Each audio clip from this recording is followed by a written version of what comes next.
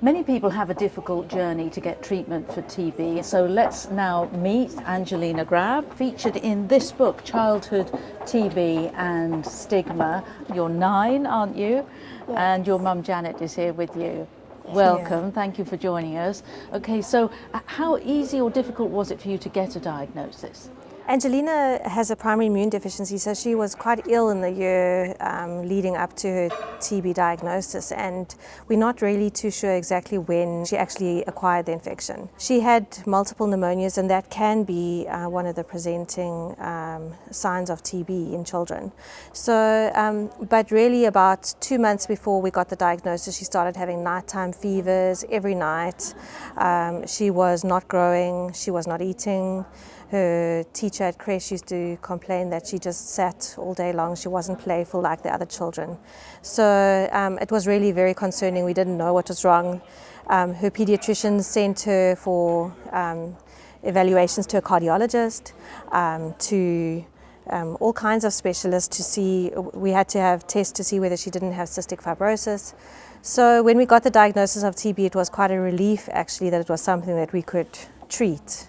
And was this something, did you find that the school was helpful with, was, on board with including Angelina in everything that she would normally do, or did you have a little bit of a job there?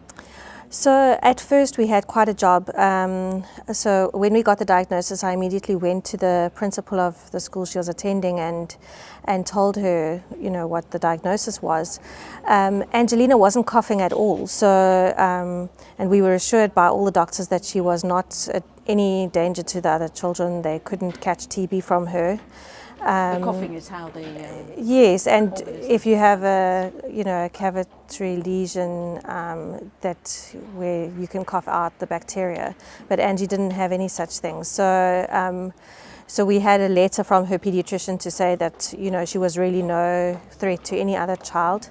But still, the principal was very alarmed and asked me not to tell any of the other parents about the diagnosis because she was worried that they would take their children out of the school. So there was a stigma. And there did that extend to you, Angelina? Do your friends know that you have this? I haven't told my friends about my TB, but I have told them about my immune deficiency. You have an immune deficiency, Yeah.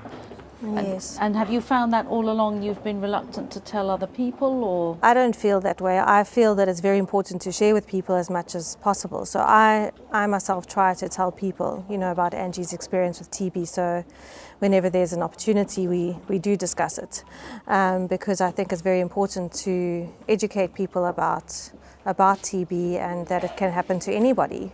Everyone always thinks it's going to happen to somebody else, or they have their own ideas about who can get TB, but it can happen to anybody. This is it. Yes. And how do you feel now? I feel fine.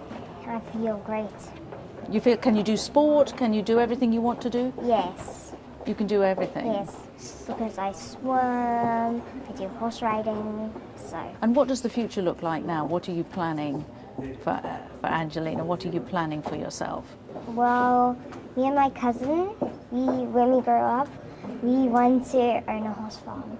A horse farm? Yeah, me and my cousin are both into horses. Well, I hope that comes true for you. Thank you, both of you, for coming to tell us all about everything today.